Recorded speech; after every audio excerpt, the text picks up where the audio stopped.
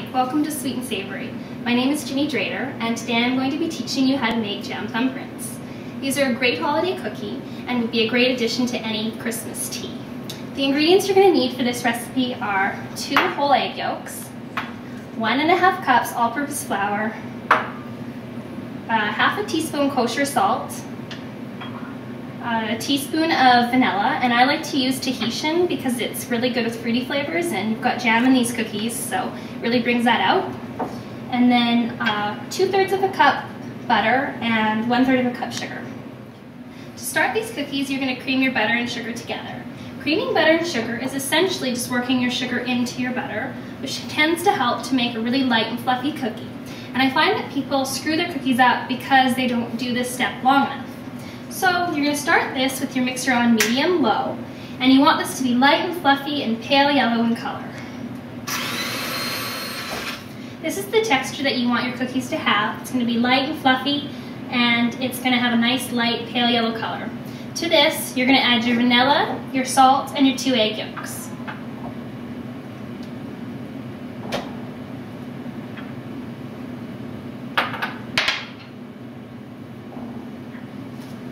Again, you're going to mix this on medium-low so that you don't have everything go all over.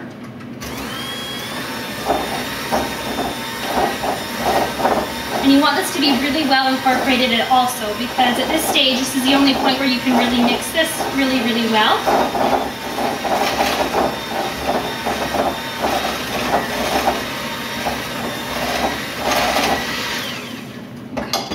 So this is what you want this to look like. It's well incorporated, and the yellow color is a little bit brighter because of the egg yolks. Now you're going to add your flour in 3 equal parts, and you really don't want to overwork the batter at this point, because if you do, you're going to end up with a tough cookie because you've overworked the gluten in the flour, which is what you'd want to do if you were making a bread dough. But when you're doing cookies, you never want to do that, and I find that is again another area where people tend to screw up and their cookies don't turn out.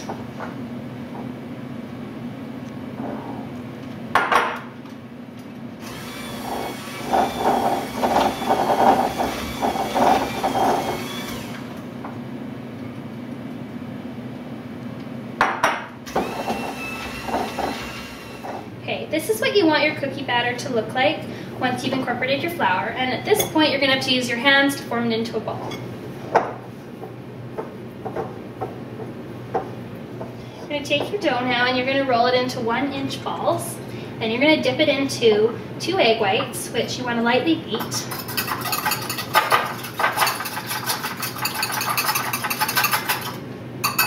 And then you're going to roll it in your chopped walnuts. I like to make these cookies a little bit bigger than the recipe calls for, because I find that they're easier to shape when they're that little bit bigger. So you just gently coat it in the egg yolk, or in the egg white, and then place it into the walnuts, and you just want to lightly coat it. And I like to go through this process where you roll the ball of dough, coat it in the egg yolk, and put the egg chopped walnuts on it all at once. And then at the end, I go and wash my hands, and I put my thumb into the cookie, and you make a light crevice. And this is going to be where you fill your jam at the end, and that's why these get the name thumbprints, because you use your thumb to make the crevice. Place this in a 350-degree preheated oven for approximately 25 minutes, or until the cookies are lightly golden on the bottom. Make sure that you use a parchment-lined baking tray so that you prevent burning, and it's an easy cleanup. If you missed any of these steps, just look on my blog, because there's a full recipe posted there with really good details. This is what your cookies are going to look like once they come out of the oven. I want it to be nice and golden with a nice golden bottom. You're going to cool them on a metal cooling rack. At this point, mine are fully cooled, so I'm going to fill them with my sour cherry jam, which is one of my favorites. These cookies are a great area to experiment though. I like to do them with apricot filling and almonds as your coating, or even strawberries with pecans can be really nice. I like to serve these at holiday teas, as I said before. It'd be a great gift to give to a person that's hard to buy for. And then I serve them just on a really nice plate. Thank you for tuning in to Sweet and Savory. I really hope that you give these cookies a try this holiday season.